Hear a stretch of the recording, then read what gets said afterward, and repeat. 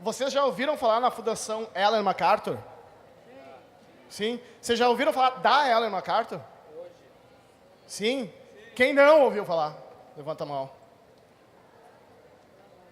Achei que até era mais gente. Mas eu descobri há pouco tempo, e é incrível como falam do Steve Jobs, do Elon Musk, e eu acho, particularmente, que a Ellen MacArthur humilha e deixa eles, assim, ó, anos-luz de distância. E a Fundação Ellen MacArthur, eu só estou vendo que às vezes eu falo instituição, falo uma palavra errada, Fundação Ellen MacArthur.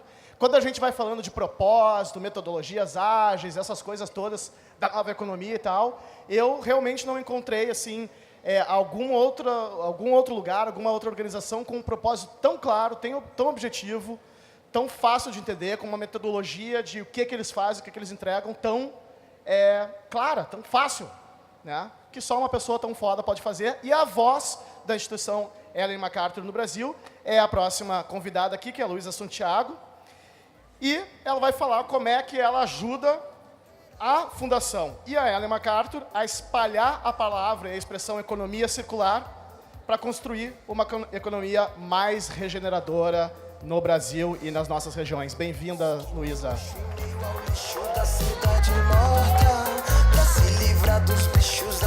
Como é que faz para subir no palco depois do que acabou de acontecer aqui, né? Uau!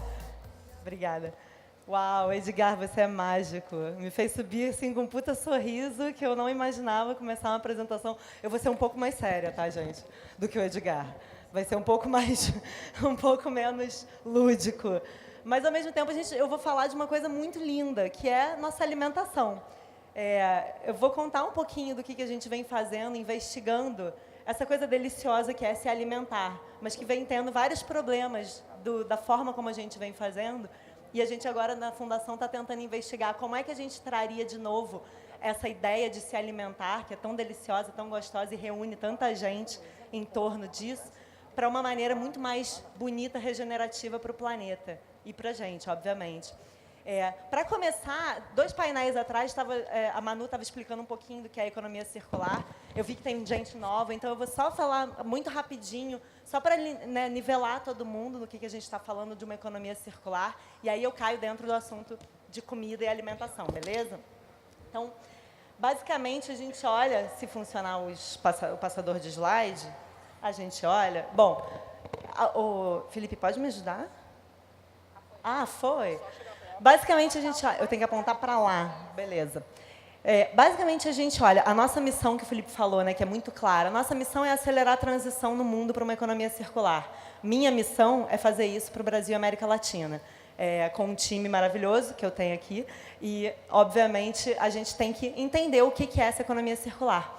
A primeira ideia é que a gente faz o oposto, a gente quer olhar para um oposto de uma economia linear, que é como a gente olha para como a economia evoluiu até aqui nos últimos, sei lá, 100, 200 anos, que é uma economia de extrair valor da natureza, transformar e descartar, e gerar dinheiro ao passo que se extrai mais valor da natureza, transforma e se descarta. Isso, obviamente, não vai funcionar no longo prazo. Essa economia ela é extremamente dispendiosa e extremamente desperdiçadora de valores dos materiais e de valores econômicos, obviamente. E essa ideia de uma economia circular, ela se baseia em 3 princípios que não passam. Vamos brincar, então, né? Já que o Edgar falou para a gente brincar. Se baseia em 3 princípios que eu posso falar, mas os slides também mostram que eu acho que fixa a ideia de... Passa para mim, por favor, gente. Aê, voltou. Agora volta, porque eu passei demais. Bom, mas são 3 princípios que a gente olha. Que é pensar uma economia desde o princípio, eliminando a poluição e o resíduo. Ou seja, não é olhar para o final, que como a Manu falou aqui 2 painéis atrás, não é olhar para o final, geramos resíduos, vamos reciclar. Isso é uma maneira muito linear de tentar lidar com esse problema. Então, a ideia de pensar desde o princípio, desde o design, a eliminação de poluição e resíduo, está no cerne de uma economia circular. Além disso, como a gente entende uma economia material, a economia circular ela tem um ângulo de olhar para a economia material, a gente pensa que esses materiais precisam se manter dentro da economia em alto valor e utilidade o tempo todo, em múltiplos ciclos de uso, e não ter uso único e virar resíduo. E, por fim, a gente olha que ela tem que ter um olhar sistêmico. Ela precisa regenerar sistemas vivos. Porque a gente não pode mais pensar uma economia em que a gente ou mitiga o problema ou a gente degenera os sistemas vivos. Isso simplesmente não vai funcionar no longo prazo. E a gente olha, esse próximo slide é o diagrama de borboleta, que... Aí eu voltei, esperta. Que ele mostra como é que a gente enxerga isso dentro de uma economia. Passa para mim, por favor. Tem como? Aí. Não dá dando para ver. Mas, basicamente, eu só quero que a gente olhe o seguinte. A gente olha a economia, o material na economia como nutrientes. Nutrientes técnicos, que estão do meu lado esquerdo. Nutrientes biológicos, que estão no meu lado direito. Nutrientes técnicos são aqueles que são de base finita. Ou seja, tudo que a gente tem é tudo que a gente tem. A gente pensa sempre em restaurar o valor e manter esses materiais em vários ciclos, em várias formas de gerar valor deles, mas sempre mantendo-os em uso. Nutrientes biológicos, eles são um ciclo de regeneração contínua, positiva, desde que a gente elimine a ideia de toxicidade, a ideia de degeneração desde o início. Então, ele tem um potencial de se regenerar infinitamente. E essa é a beleza de onde cai o nosso tema de hoje, que é o tema da alimentação. Os sistemas alimentares, eles estão nesse ciclo biológico. E nós, na Ellen MacArthur Foundation, a gente começou a perguntar como é que a gente vai estudar, o que tem dentro desse ciclo biológico. A gente passou muito tempo estudando o ciclo técnico, mas a gente queria investigar o ciclo biológico.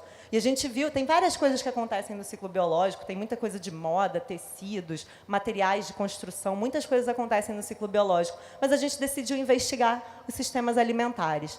E a gente entendeu que, de fato, é preciso repensar esses sistemas alimentares hoje. Eles vêm funcionando de uma maneira muito linear. Existem grandes problemas relacionados a esses sistemas alimentares. Ele é extremamente dispendioso e de muito desperdício também. E ele vem gerando muitos problemas de saúde, muitos problemas ambientais para a saúde do planeta como um todo e para a saúde humana também. Então, era preciso repensar esse sistema alimentar hoje. A gente começou a se fazer algumas perguntas, como: o que acontece nesse sistema alimentar?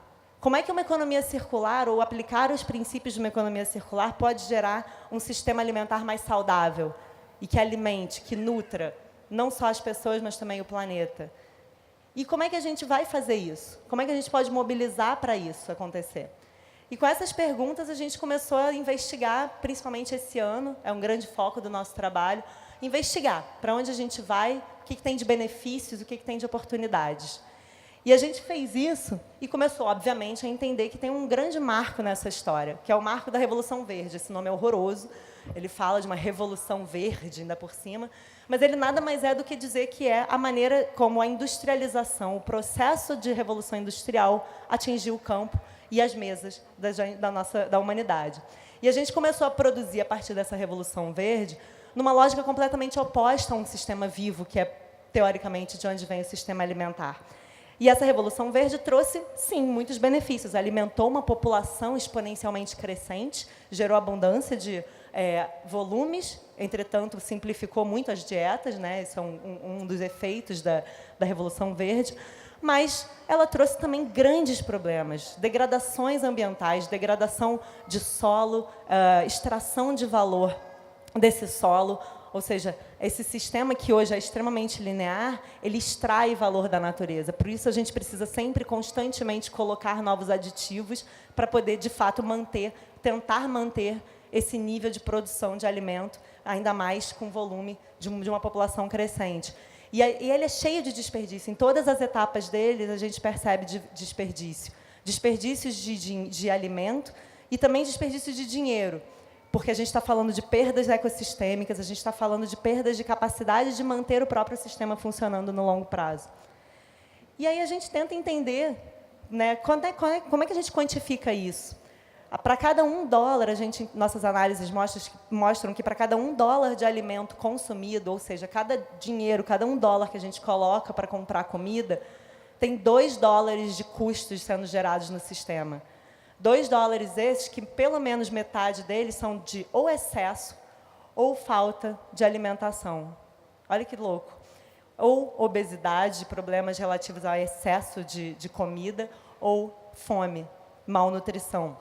Metade desses $2 são relativos a isso. A outra metade tem a ver com muita linearidade desse sistema. E é esse olhar que a gente está tendo nessa análise que a gente vem fazendo, de entender o que essa linearidade está gerando de custo para esse sistema. São custos de todos os danos ambientais, de todas as perdas de capacidade de produção, custos econômicos com a saúde, custos com contaminação de água e perda de recursos, perda de biodiversidade. Então, a gente vem analisando e tentando entender tudo isso ao longo desse ano. Mas qual é a saída para isso? Né? Se o sistema alimentar está dentro de um ciclo biológico que tem potencialmente capacidade de se regenerar infinitamente, a gente quer, de fato, olhar para quais são as alavancas que vão fazer a gente olhar para isso, para esse sistema alimentar, para transitar para essa visão através dos princípios de uma economia circular e sair de uma lógica de degeneração, que é o que a gente vem vendo. E isso, para a gente tentou achar um ponto de entrada. Como somos muito pragmáticos e práticos, como bem disse o Felipe na introdução, somos muito claros no que a gente quer, a gente achou as cidades como um bom ponto de entrada. A gente não vai olhar para o sistema alimentar como um todo, porque ele é, de fato, um sistema muito amplo e é o maior dos sistemas da nossa economia. Então, a gente hoje enxerga que cidades elas são grandes buracos negros de sugar recurso da natureza, do campo, para se alimentarem. Elas processam e se alimentam e geram montanhas de resíduos. As grandes montanhas de resíduos, cerca de 80% do resíduo alimentar do mundo está sendo gerado nas cidades. Então, a gente olha para as cidades do ponto de vista de aglomeração como um grande potencial, uma grande oportunidade de começar a transitar esse sistema alimentar, já que grande parte da alimentação hoje acontece nas cidades. E a gente está olhando para essas cidades, não só desse ponto de vista do volume, da aglomeração, mas também porque ali estão, né, estão os atores principais que estão nesse sistema, à exceção da produção no campo. Grande parte dos processadores, das marcas de produtos, estão dentro desse sistema urbano. E a gente, então, usa as cidades como um grande motor de início dessa transição para uma economia circular, dentro dessas análises que a gente vem conduzindo.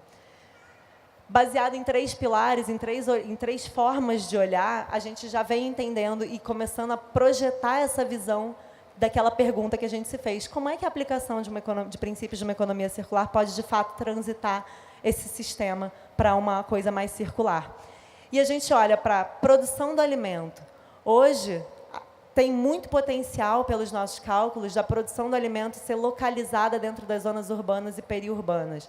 E a cidade deixar de ser um buraco negro de sugar energia do campo para se alimentar e passar a ser também produtora, criar uma abundância dentro do seu próprio sistema urbano. Nem tudo pode ser produzido dentro do meio urbano e zona periurbana, mas grande parte do que alimenta as populações humanas pode, pelas nossas análises. Além disso, a gente olha para os coprodutos, né? Coproduto é um nome bonito para o que a gente chama de resíduo alimentar.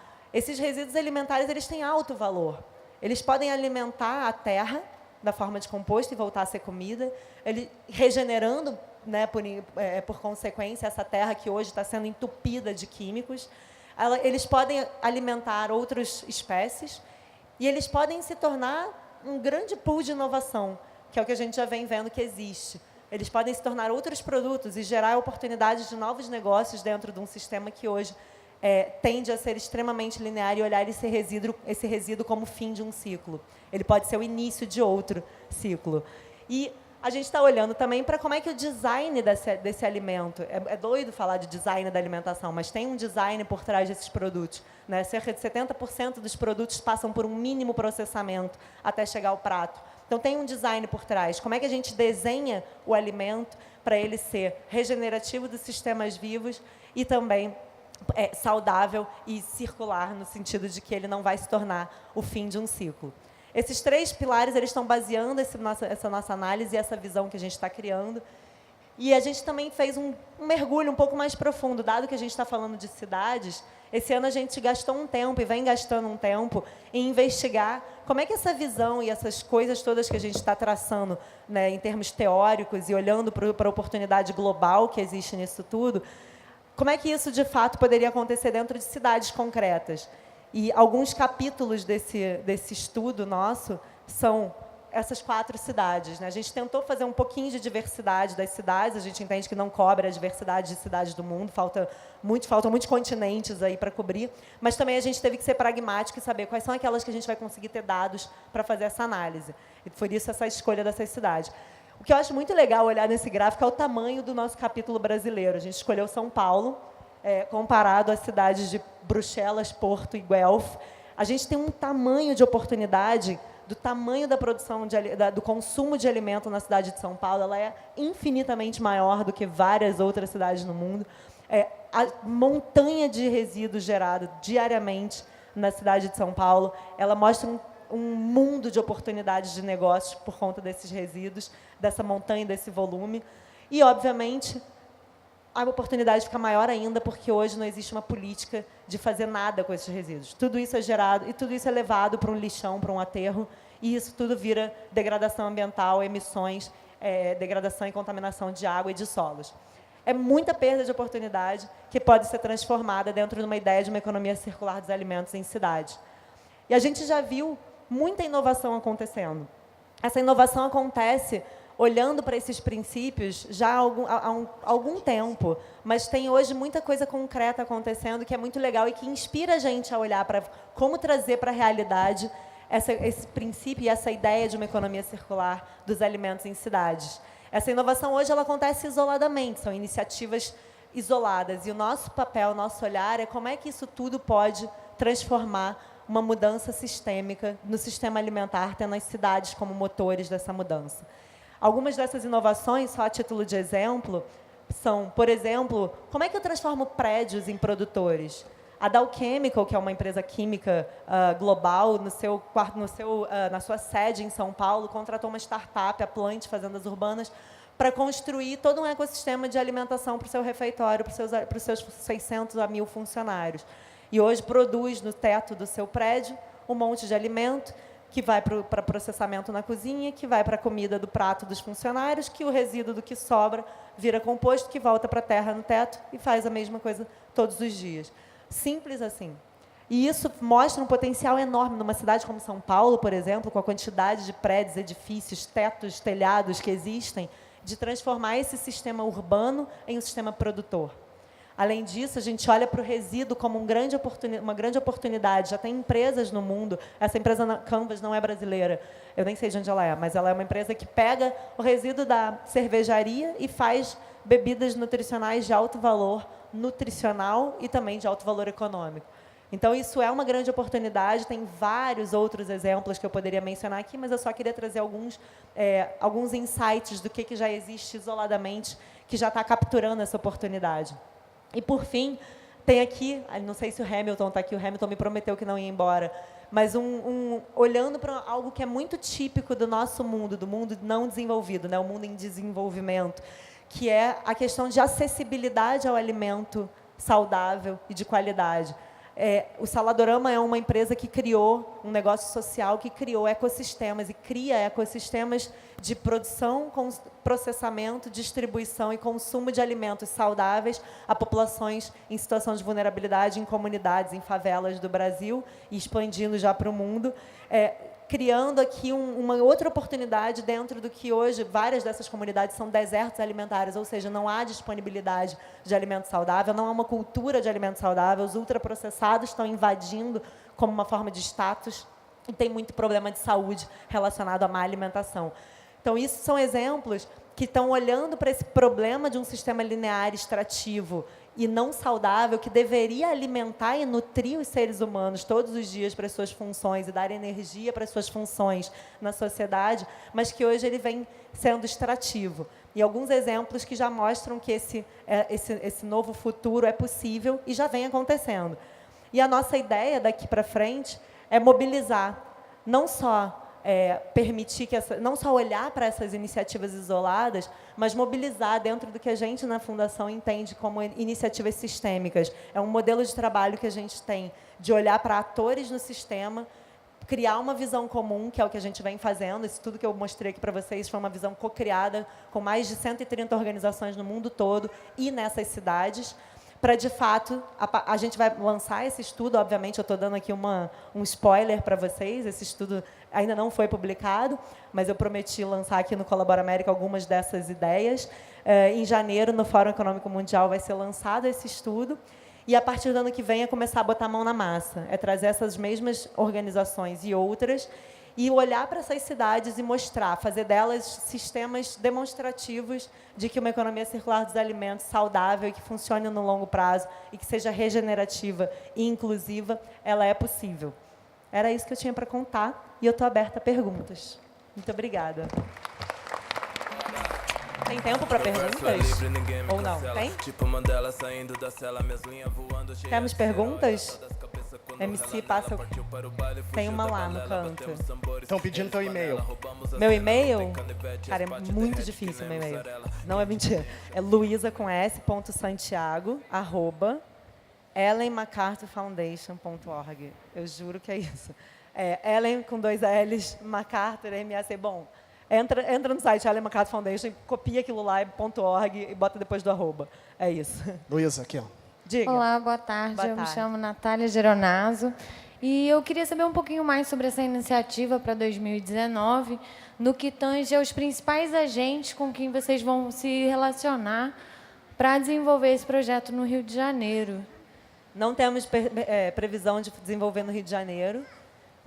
Não porque não é importante, mas porque a gente tem que ser seletivo e pragmático. A gente já iniciou, a gente já selecionou a cidade de São Paulo, no Brasil, para fazer essa fase de análise atual, simplesmente porque a gente pegou uma cidade que vai mostrar...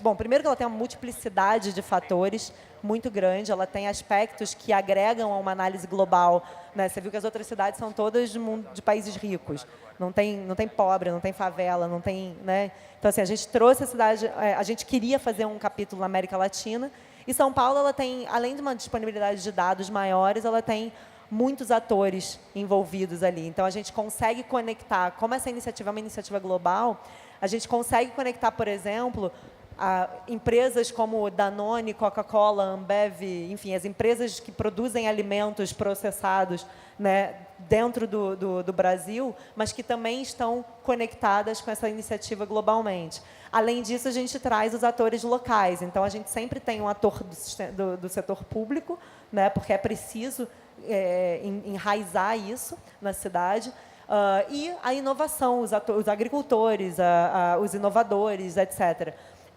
Então, pragmaticamente, a gente está olhando para isso nesse capítulo de análise e migrando para uma fase de mobilização. Naturalmente, a gente olharia para cidades que já estão envolvidas, porque já tem uma jornada acontecendo. O que não quer dizer que não tem uma forma de escalar isso. Tá? Uma das entregas que a gente deve fazer no ano que vem é um guia de design para alimentos numa economia circular. Isso está previsto no projeto para que qualquer um, seja open source, para que qualquer um possa usar. Além disso, em janeiro, quando a gente lançar mesmo o estudo, a gente também vai lançar todos os códigos e modelagens que a gente usou para fazer dessas cidades, e qualquer cidade, qualquer pessoa pode pegar e fazer também. É tudo aberto para que possa, de fato, usar o mesmo método, porque a gente entende que é um método bastante útil. Tá? Mais perguntas? Quem tiver mais perguntas, levanta a mão que eu já vou levando o microfone. Mônica, do Comida da Manhã. Oi, Luísa. Antes de mais, eu fico super feliz de saber que Ellen MacArthur agora está pegando no tema do sistema alimentar. Ainda para mais eu sendo mestre de urbanismo e tendo uma ONG, né, de comida. E eu queria só fazer uma pergunta, né, para entender um pouquinho se existe a perspectiva de olhar para esse estudo também do ponto de vista mais local, porque se tem coisa que é muito local, é como é que é organizado o sistema alimentar urbano. E eu falo isso principalmente no momento delicado que a gente está vivendo no Brasil, em que a gente tem uma ameaça real para comunidades quilombolas, MST, enfim, todos esses povos que garantem a soberania alimentar e garantem essa visão circular do alimento, que é exatamente o que está na contramão da Revolução Verde. Então, como é que esse estudo, olhando, por exemplo, no caso do Rio de Janeiro, que só no estado do Rio de Janeiro tem mais de 40 quilombos, né? Então a gente está falando de produção de alimento que existe real no virar da esquina numa cista Pedra Branca. Então, como é que isso vai poder ser um estudo que possa ter algum olhar um pouco mais contextualizado e, inclusive, deixo à disposição, se você quiser, poder levar, talvez, esse estudo para dentro do Conselho de Segurança Alimentar do município, como é que a gente pode ouvir dos movimentos sociais um pouco uma perspectiva do que é um sistema alimentar urbano num contexto como o Rio de Janeiro e num contexto como o Brasil, que é bem diferente dos países do Norte. Sim, inclusive do seu. Inclusive do de onde eu vim, porque eu acho que o meu é aqui. Eu só nasci lá. Ah, muito bom. Gostei, Mônica.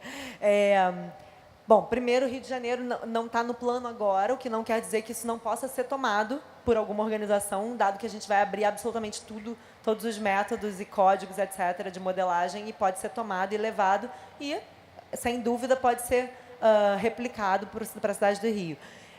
Mas como é que isso se torna local? Bom, junto com o estudo, a gente que vai ter uma modelagem global, vai ter um monte de coisas globais, a gente tem capítulos dessas cidades, em que ali você vai ver muita localidade, né? A gente não quer enquadrar um São Paulo em Guelph, por exemplo, que é uma comunidade de 100 mil habitantes no Canadá. Então, existem, por exemplo, aspectos que vão estar nesse capítulo que vão mostrar que, de fato, a gente está falando de um lugar completamente diferente. E, sim, o respeito à localidade é o básico para você pensar um sistema que está calcado em cidades. Por isso, a gente quis tentar olhar, não só criar um relatório global, que é o que a gente normalmente faz, né, mas sim localizar. A gente tem gente trabalhando nisso localmente, um consórcio de organizações localmente trabalhando nisso, com agricultores, enfim, com pessoas de comunidades agrícolas, inclusive as grandes empresas, Coca-Cola, Danone, etc., como eu mencionei antes. Então, sim, a ideia é ser completamente local, com uma visão comum global, que é a transição para uma economia circular dos alimentos. Tá? Mais perguntas? Luísa, Aqui. eu. Oi, tudo bem? Eu queria perguntar se vocês, dentro dessa análise, em São Paulo, principalmente, ou até fora nas outras cidades, fizeram análise das políticas públicas ou plano diretor, alguma coisa que faça já um direcionamento sobre essa visão da economia? Sim. Parte da regra do jogo, né? Acho que os fatores viabilizadores são sempre, dentro de uma ideia de uma economia circular, em tudo que a gente faz, as regras do jogo que regem tudo isso são extremamente importantes. Então, sim, a análise das políticas públicas é parte disso. A pessoa que trabalha comigo, a Vitória, que está aqui na frente, ela foi a pessoa responsável, todo mundo olhando, foi a pessoa responsável, inclusive, por grande parte dessa pesquisa aqui em São Paulo. E o legal é que assim, tem muitas políticas públicas que já falam sobre coisas que têm a ver com esses princípios que a gente está olhando. Por exemplo, a questão da política, que é uma política nacional, federal, que é a política da merenda escolar, de ter alimentos da agricultura familiar, até 30% disso da agricultura familiar, com uma base priorizando a agricultura orgânica, agroecológica, que tem a ver com a ideia de regenerativo, né, que a gente fala. A agricultura familiar tem potencialmente a ideia do local, porque estão muito mais próximos das cidades do que o campo. Então, assim, tem muita coisa já em termos de política pública que dialoga com essa ideia. O que está acontecendo na realidade é outra coisa, né? Então, a gente tem que ser muito crítico em olhar a política pública. Mas é bom saber que existe um framework sobre o qual a gente pode construir e usar essas alavancas. A gente sempre busca usar essas alavancas. Além disso, quando você olha, por exemplo, para o lado do resíduo, o plano de resíduos da cidade de São Paulo, se eu falar besteira, me corrige, Vicky, mas ele tem metas claras para o que fazer com resíduo orgânico. Entretanto, a prefeitura já disse que não tem recurso para pensar em coleta seletiva de orgânico. Então, assim, a gente tem sempre que ser muito cuidadoso em olhar isso tudo. E, obviamente, cara, se tem uma política que já fomenta tudo isso, cara, vamos puxar e tentar construir em cima disso. Mas se tem coisa que precisa mudar, realmente precisa mudar. Mas a gente é muito calcado em realidade. Então, assim, se tem empresas que querem fazer coisas, independente do que o Estado está fazendo, vamos embora. Entendeu? Como tem, é o que a gente está achando, é o que a gente vem encontrando. Mais perguntas? Acho que não. Então, poupei 5 minutos do tempo? Yeah! Gente, muito obrigada e eu fico à disposição. Meu e-mail, vocês entenderam, luisa.santiago@o nome da nossa fundação toda.org. Tá bom? Obrigada.